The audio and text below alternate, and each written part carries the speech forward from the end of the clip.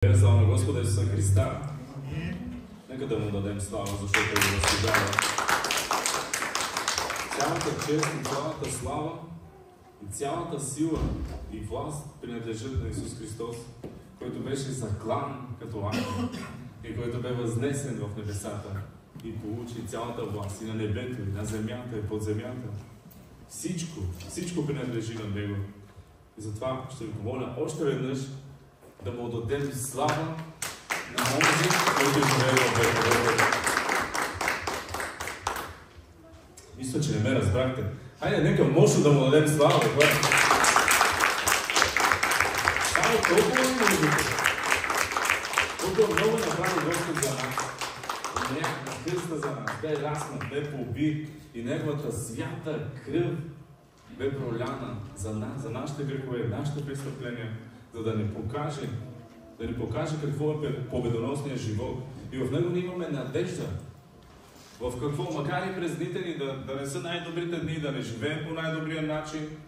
И някъде в Словото казва, че ние сме като овце, като агнета на клане сме ние.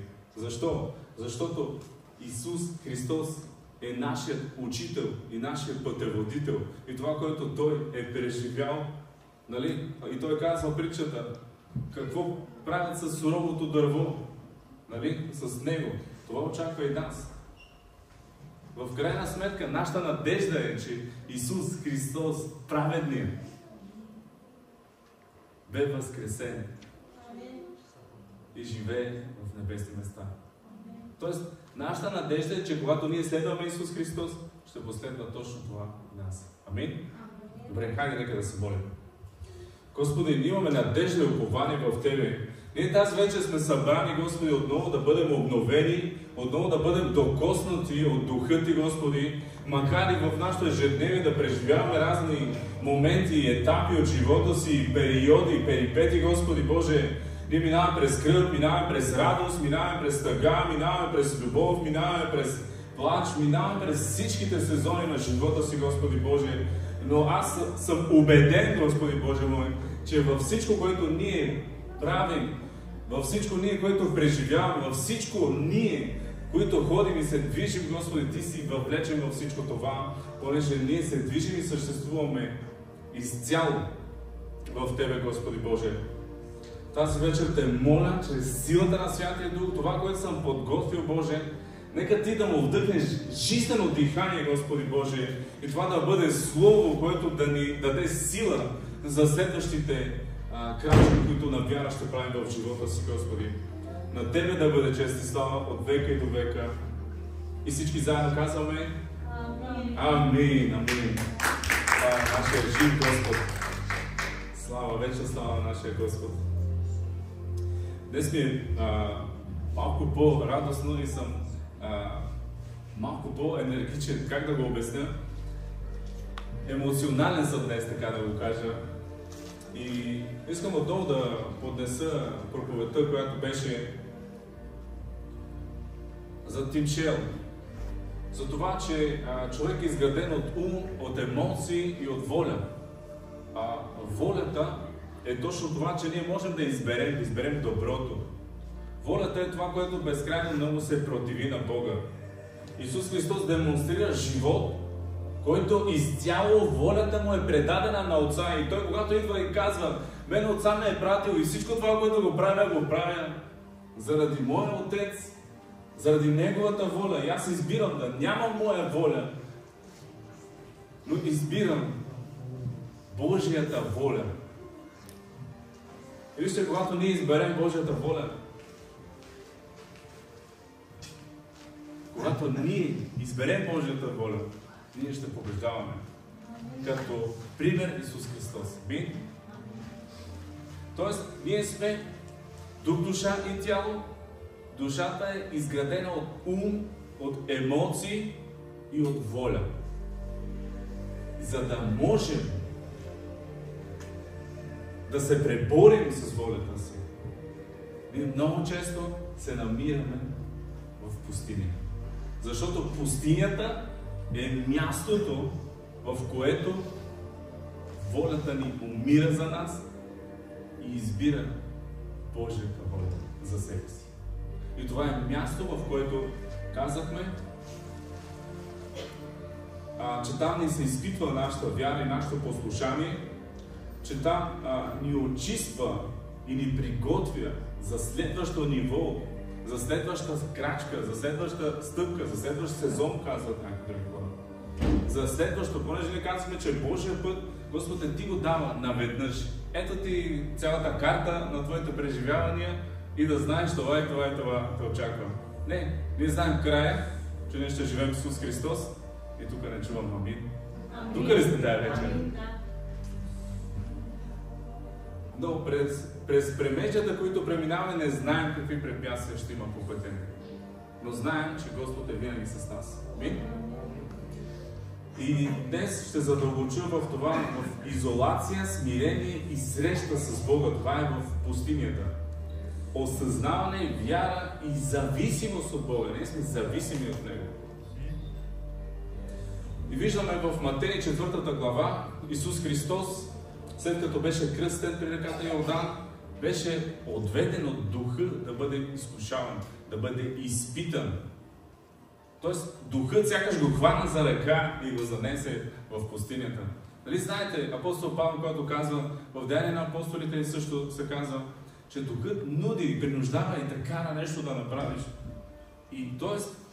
Исус Христос беше кръстен на реката Йордан и се чува от небесата Божия глас: ето го моят възлюбен син, върху него е моето благоволение.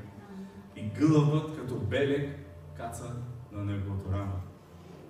И сега ние тук виждаме, че той е помазаникът, че той е Христос, че той е Месията, те, които са го очаквали толкова години. Вижте, повече от 400 години са живяли живот на безмълвие, не са чували Божия глас, не е имало пророчества към Израел.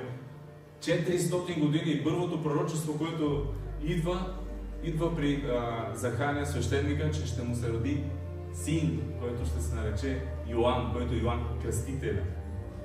И ангел Гавриел отива при Мария, майката на нашия Господ, и известява. Това са 400 години период, те са нямали жива връзка с Господа, с Бога. И идва това пророчество. И Мария ражда нашия Господ и Спасител. И той е този, който извежда народа. И той е този, който ни въвежда всъщност в Неговото царство. Царство на мир и на правда. Амин? И сега той има нужда, по-скоро трябва да бъде изпитан за своята идентичност, защото ние там разбираме Неговата идентичност. Преди това в Библията нищо не се разказва за живота на Исус Христос. Единственото нещо, което знаем, че е бил на 12 години и са се чудили всичките на мъдростта му и са виждали Божия дух върху него. Но нямаме никъде сведения какво точно се е случило. Но когато той вече е кръстен, и тогава ние виждаме този сигнал, че това е дългоочакваният Месия. Амин? И тогава той влиза в пустинята от духа, отведен, за да бъде изпитан. И да бъде изпитана неговата идентичност. За да бъде проверен, да видим качество на годност, да видим ще понесе ли всичко това, да видим какво аджаба е това. И дявола точно това отива да провери, да види, и той вижда вяра. Той вижда специален човек и отива да провери. И вижте, всички ние, когато минаваме през нещо, и когато ние покажем вяра към Господ, и когато ние получим чудеса и знамения в живота си в области изцеления и така нататък, тогава дявол идва да провери и да види. Така както при Исус Христос в пустинята. И ние казахме, че за нас пустинята е символично място. Нали? Не е задължително да има пясък, да е Сахара, да е плюс 40 или минус 60, защото през деня е много горещо, адски горещо мога да използвам, а вечерта е студено лед в пустинните места. Но вижте, това е символично място за нас. Това е място, което ние размишляваме, място, което ние сме отделени, място, пред което стоим нашите избори, място, където ние можем да разкъсаме, да разделим тази нашата плът, която копне за плътското, за тленното за това, което изгрива, за това, което изгаря. И дори за лайкове, дори за това да бъдем по-харесвани, да бъдем, нали, ние да се идентифицираме в света с нашите придобивки и с нашия начин на живот. Аз това, което искам днес да разберем, е, че пустинята е място, в което ние да правим своите избори. И бях ви разказал за Каин и Авел. Каин, който убива брат си, Исус, всъщност Бог отива при него в 4 глава на Битие, 7 стих, и му говори. Защото той намислил зло срещу брат си, иска да го убие заради правдата, която вижда в него. И Бог отива и го предупреждава и му казва: тая мисъл, която дойде в ума ти, ти можеш да я се противиш, можеш да я се противопоставиш. Можеш, ти имаш способността, ти имаш волята. Ти имаш Божия дух, който живее в тебе. Не знам, аз съм разказвал на някой от вас, че всъщност ние сме откъснати от Бога. Нашия дух идва директно от Бога. Ние го разбираме в Битие 1 глава, когато Бог собственоръчно създава човека и му вдъхва жизнено дихание. Тоест, той му вдъхва дух на човека. И този дух излиза от Бога, за да влезе в нас. Тоест, във всеки един от нас има Божия дух. И ние сме всички създания, които се раждаме по воля Божия и със специална мисия на земята.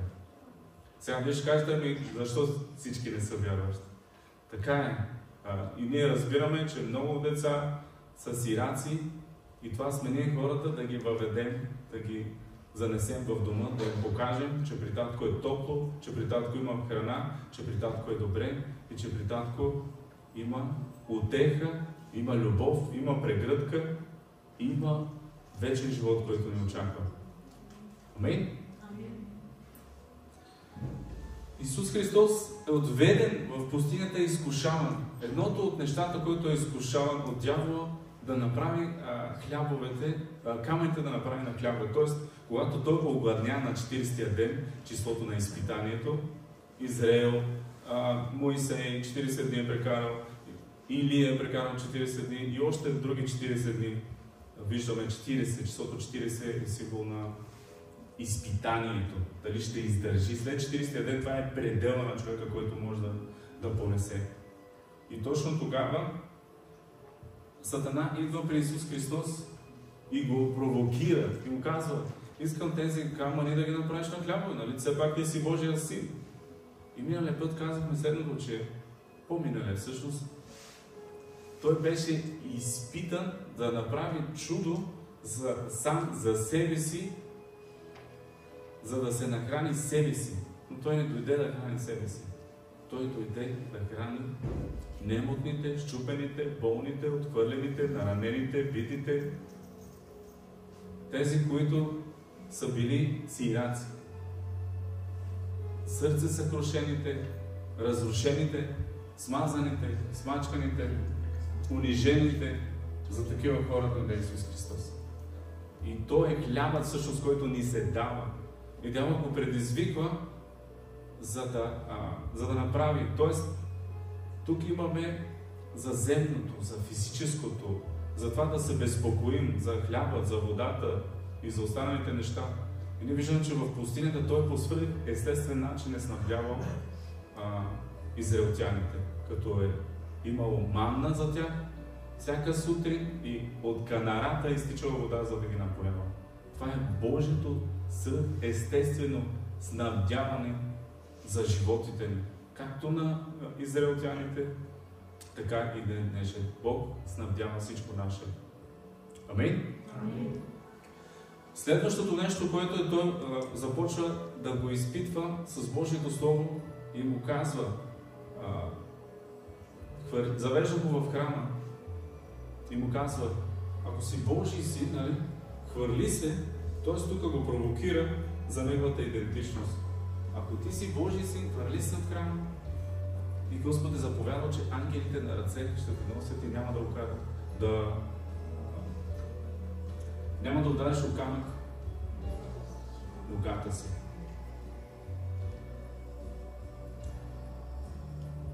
Тоест, ние виждаме, че Исус Христос е изкушаван от дявола в физическото, в неговата идентичност и в третото нещо. Заведе го на един връх, на една планина и иска да му даде всичките царства. Тоест иска да му даде власт, като му даде краткия път, лесния път, като му даде за това, което е дошъл преждевременно. Но Исус Христос нямаше да бъде агнеца, нямаше да бъде този, който все още знаем за Него, ако Той не е вървял живот на кръст. Всъщност, защо Той носи кръста си, когато е раснал? Той ни показва, че Неговият живот, Той през целия си живот е носил този дървен кръст. Тоест, живота му е победоносен, защото Той го е живял живот на кръст. И това е Божието изискване всъщност към нас. Тоест, ние виждаме какво виждаме, хората се съблазняват от пари, другото, от което много често се съблазняват, от властта, от власт и от праводейство, от похоти. И в пустинята е мястото, в което ние можем да се преборим.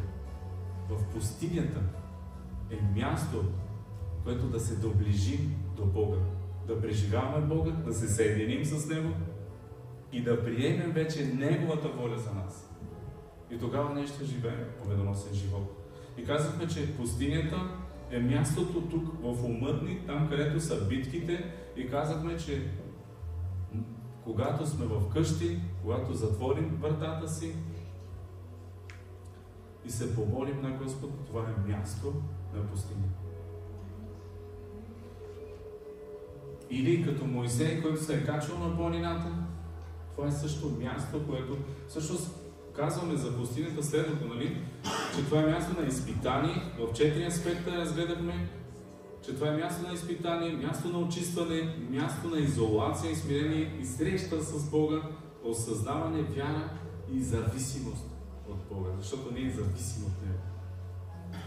Добре, нека да разгледаме третата точка – изолация и смирение и среща с Бога. Смирение, кое е лошата идея на смирението? Гордостта. Във всеки един от нас има някаква степен, някаква част от това, че ние сме уникални и оттам насетне започваме да демонстрираме тази гордост. А гордостта я побеждаваме в пустинята, когато ние се смиряваме. Брат Благовест, нямаме мултимедия днес. Носите ли си Библии? Супер! Нека да отворим Изход 19 глава, 20 стих.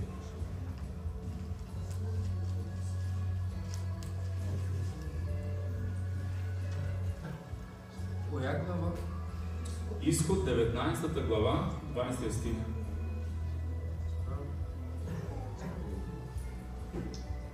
Дали ние разбираме какво е изолация? Изолация е осамотяване, да бъдеш самотен, да бъдеш отделен, да бъдеш отдалечен от техника, от живота, от каквото и да е. Знаете ли, аз бях веднъж на едно място с 3000 човека.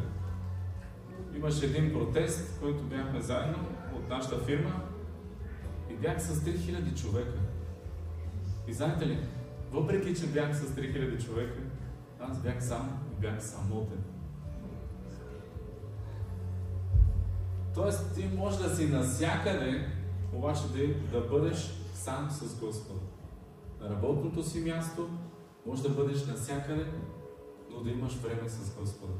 Можеш да бъдеш в колата, можеш да бъдеш дори с хора, можеш да бъдеш навсякъде, където да имаш непрестанна връзка с Бога.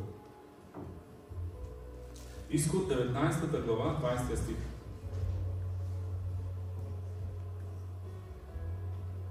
Тогава Господ слезе на Синайската планина, на върха на планината, и Господ повика Моисей на върха на планината, и Моисей се изкачи на планината. Изход 20-21.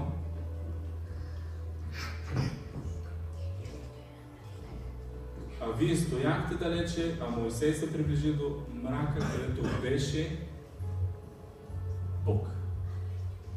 Тоест, това е място на изолация, място на среща с Бог, място, което ние се съединяваме с Бога. Моисей, колко хора знаят за Моисей? Слава на Бога! Моисей, който получава 10 Божни заповеди, е на уединение, на планината. И тъмен облак символизира това, че Бог присъства там и се е срещнал с него. Али точно това нещо се случва, когато ние извикаме към Бога. Исус какво прави в пустинята, в 4 глава на Матей?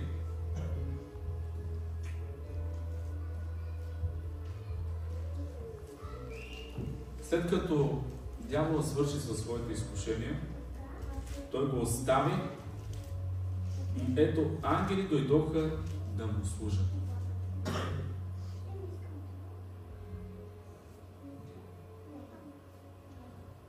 Тоест, вижте, в пустинята липсват обичайните неща.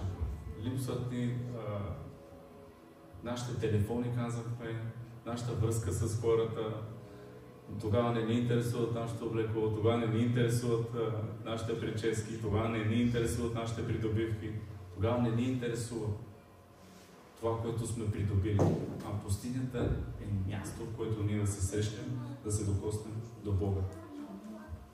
И там да видим и да чуем Божия глас. Това е нашата задача и това е смисълът на пустинята. Да чуеш Божия глас.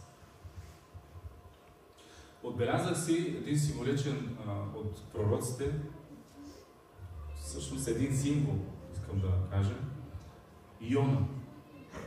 Той беше в корема на рибата.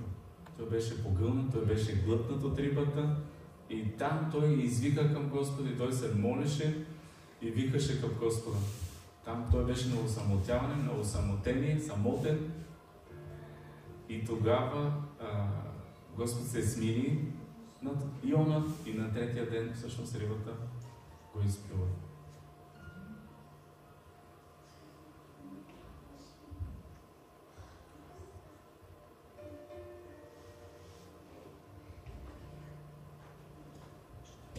Това е също място на самота, но казахме, че е близост с Господа.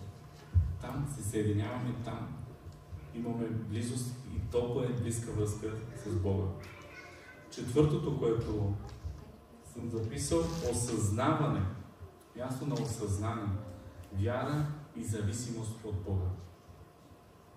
Героят, който избрах е Навуходоносор. Това е цар на Вавилонската империя, който се е възгордял в сърцето си, че нямал друг император, цар като него.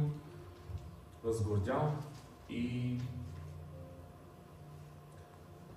Господ му даде животинско сърце, живееше в гората, напояваше го росата, ногти и пера му поникнаха, докато измина определеното време.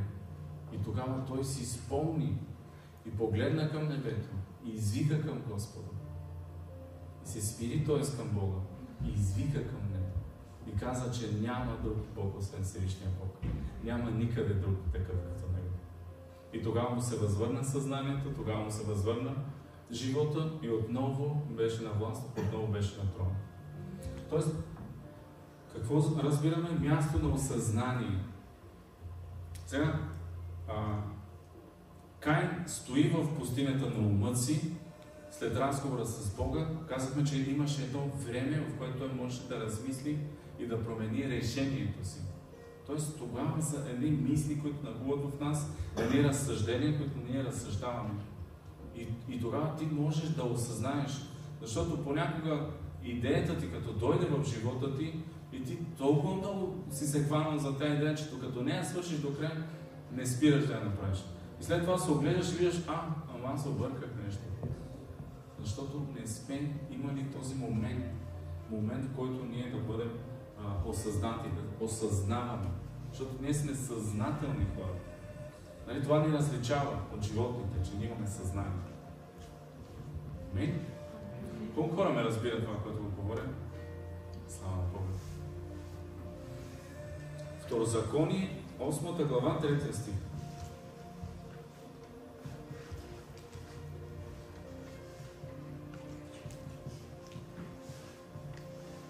Второзаконие, 8 глава, 3 стих.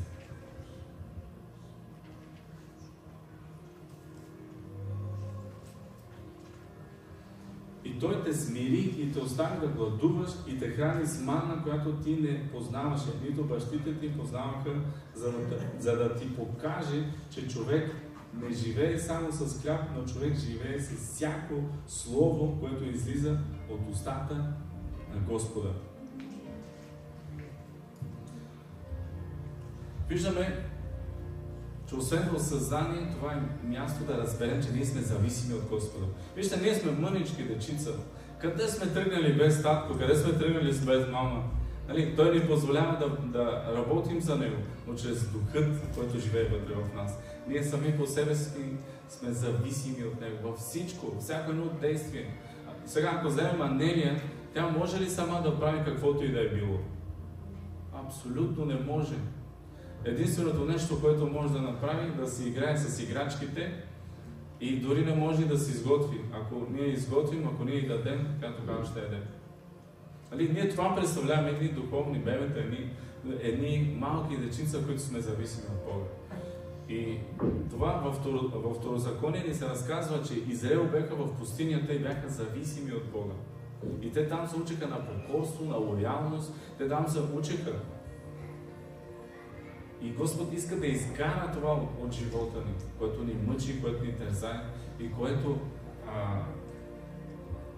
е срещу Неговата воля всъщност. Защото ние се противим. Колко пъти нашите деца не се противят? Ние им казваме така и така трябва да правиш. Те си викат, де, аз искам да ги пусна. След което падат, удрят се и плачат.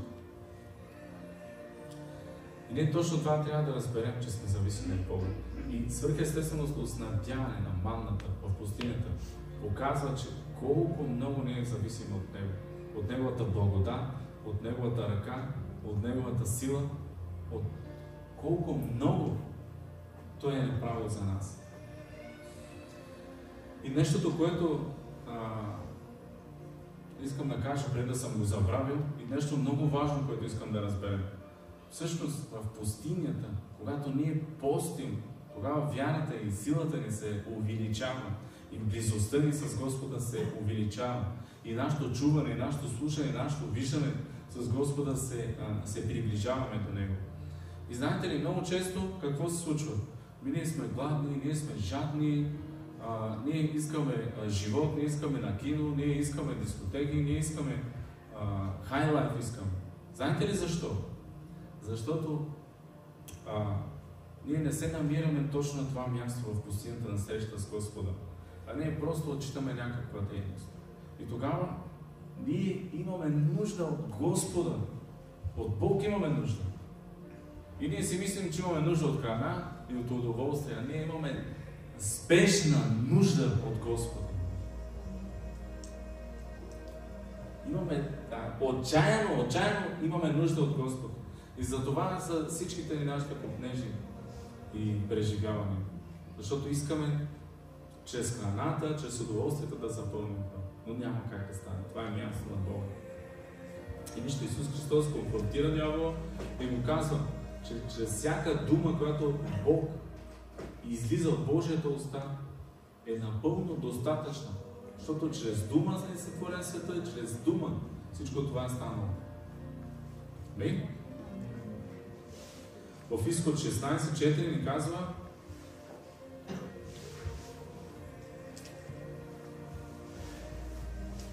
ето аз ще направя да вали хляб от небето за вас и народите. Ще излеза и ще събера дневната си порция всеки ден, за да го изпитам дали ще ходи в моя закон или не. Тоест Бог не дава повече от това, което ти се полага. И в притча, 300-та притча, мисля, че имаше един от царете, който се моли, казва: Господи, дай ми хлябът, който ми се пада. Нито по-малко, за да те покуля, нито повече, за да се възгордея. И Господ ще снабдява живота ни в точно определен момент Защо? За да не изгубим ориентация, за да не изгубим посоката. Защото всяка негова дума е посока и ориентация за нас. Защото всяка негова дума е утеха и милост за нас. Амин? Исус Христос в пустинята, Матей 4 глава, 5 и 7 стих. Тогава дяволът го заведе в святия град, постави го на кръвта на храма и му каза: ако си Божий син, хвърли се долу, защото е писано: на ангелите си ще заповяда за теб и на ръце ще те носят, да не би да удариш о камък ногата си. Но Исус му каза: писано е също да не изпитваш Господа твоя Бог.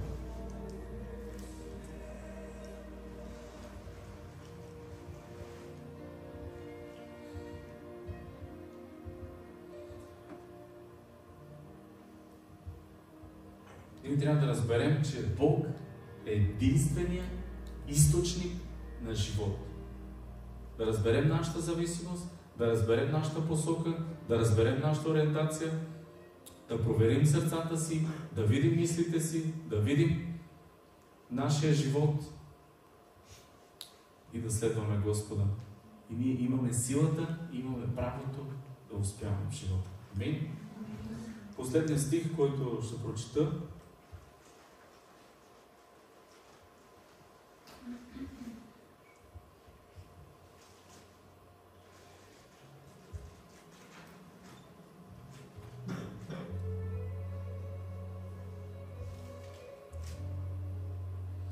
в 1 Йоаново 4, от 19 до 21 стих.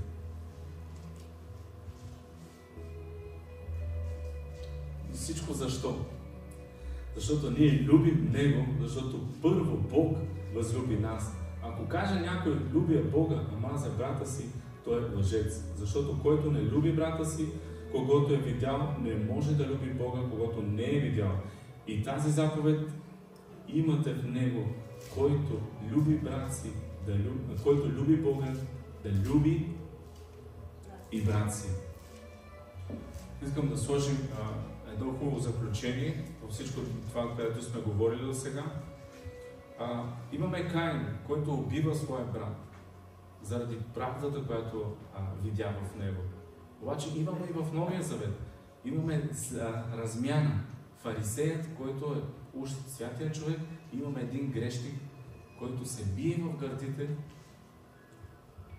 и иска от Господ да му прости.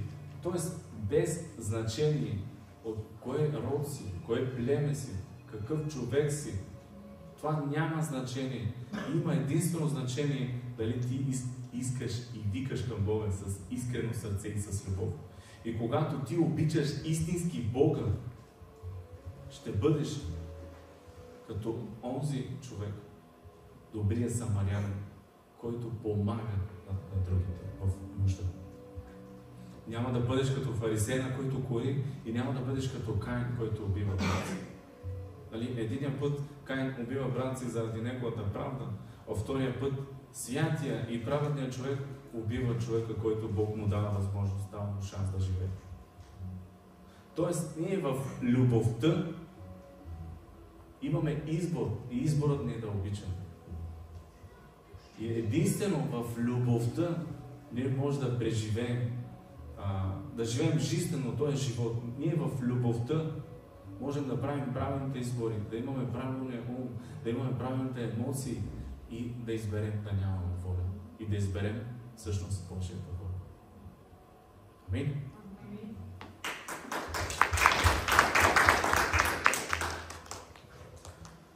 С един абзац приключвам. Когато сме изправени пред изпитания, нека помним, победата е възможна, защото Христос вече е победил. Когато имаме трудности, ние трябва да знаем, че ние сме победители, заради това, че Исус Христос е победил. Амин? Добре, айде нека се молим. Господи, ние викаме към Теб, Боже, и Те молим за сила и за благодат, Господи Боже, да преодоляваме пустинята в живота си, Господи, и да се научим, да се приближим, да се докоснем, най-вече да се научим да обичаме и да показваме любов към ближните и да показваме любов, Господи, към тези отхвърлените, да показваме любов към тези, които дори не са в църквата, любов към тези, които ни мразят, любов у тези, които ни хулят, любов срещу тези, които ни нагробяват, Господи Боже. Нека по всичко да бъдем оформени и по всичко, Господи, да приличаме на Тебе. По всичко, Господи Боже, което Ти си бил изпитан, Ти си ни го дал, Господи, Ти си дал и право, и сила, и власт, Господи Боже, над изборите, над злото, Господи, и над лошите, и над гнилите, над нашите решения, Господи, които не Ти носят. Слава, Господи! Отстрани от нас злото, отстрани от нас сребролюбието, отстрани от нас лъжата, отстрани от нас, Господи Боже мой, това, което не Ти носи. Слава, Господи Боже! И ни облечи в правдата, Господи. Облечи ни в послушанието, Господи. Облечи ни, Господи Боже, в любовта, Господи. Макар и да минаваме през пустинята, макар и да минаваме през огъня, ако се налага, Господи. И ние знаем, Господи Боже мой, че доброто съкровище е нужно да мине през огън, за да заблести, Господи Боже. И ние вярваме, уповаваме на Те, Боже, че Ти ще ни дадеш силата да победим врага. Всичко моля, просим в Тебе. Амин.